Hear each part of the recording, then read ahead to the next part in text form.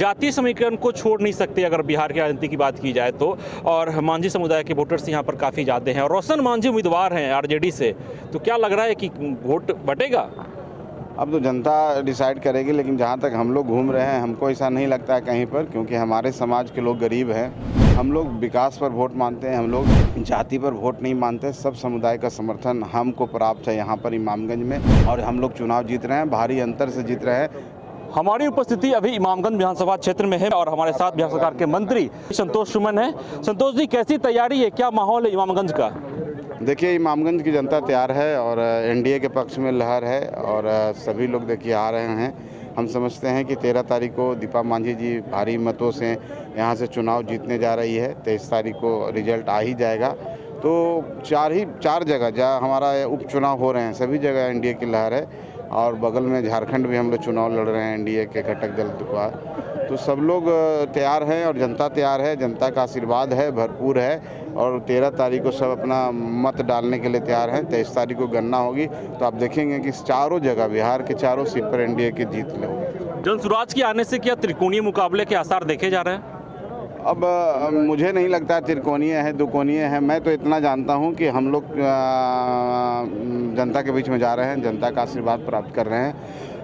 जनता का भरपूर आशीर्वाद है और हम लोग चुनाव जीत रहे हैं, भारी अंतर से जीत रहे हैं। बाकी क्या कौन आगे रहेंगे कौन पीछे रहेंगे वो दोनों में मैं नहीं जानता। अब वो उनकी तैयारी कैसी है उनके बारे में मैं कैसे बता सकता हूँ। जातीय समीकरण को छोड़ नहीं सकते अगर बिहार की राजनीति की बात की जाए तो। और मांझी समुदाय के वोटर्स यहाँ पर काफ़ी ज़्यादा हैं और रोशन मांझी उम्मीदवार हैं आरजेडी से। तो क्या लग रहा है कि वोट बटेगा?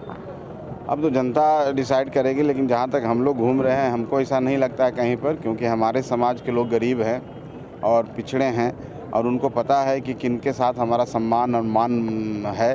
तो हम समझते हैं जीतन राम मांझी हम लोग इस समाज के लिए बहुत काम किए हैं और जनता सब जानती है, समाज के लोग जानते हैं, जीतन राम मांझी जी के बारे में जानते हैं।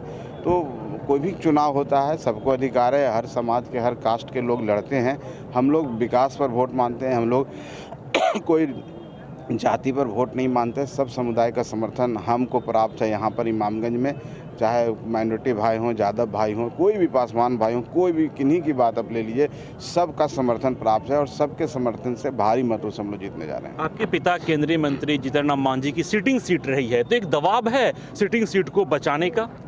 देखिए, कोई दबाव नहीं है। सिटिंग सीट है, निश्चित तौर पर जनता ने उनको 10 साल का मैंडेट दिया था और अभी 10 साल में 1 साल बचा हुआ है। हम तो जनता से ही कहते हैं कि इस मैंडेट को पूरा करिए, क्योंकि ये तो संवैधानिक जो व्यवस्था है उस आधार पर खाली करना होता है सीट को। तो उसके लिए हम लोग ने यहाँ पर लोगों से आशीर्वाद मांगा है। हम समझते हैं कि 13 तारीख को भरपूर आशीर्वाद मिल रहा है जी।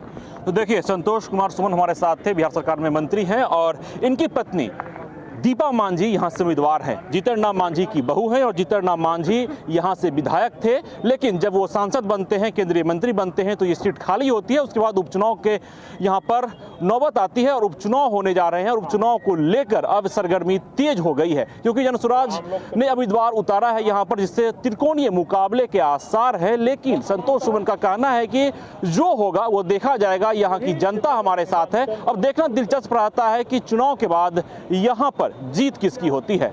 सहयोगी रौसिफ के साथ विश्वजीत आनंद, फर्स्ट बिहार, इमामगंज। भारतीय जनता पार्टी का सदस्य बनने के लिए 8800002024 पर मिस्ड कॉल करें। निवेदक भारतीय जनता पार्टी बिहार।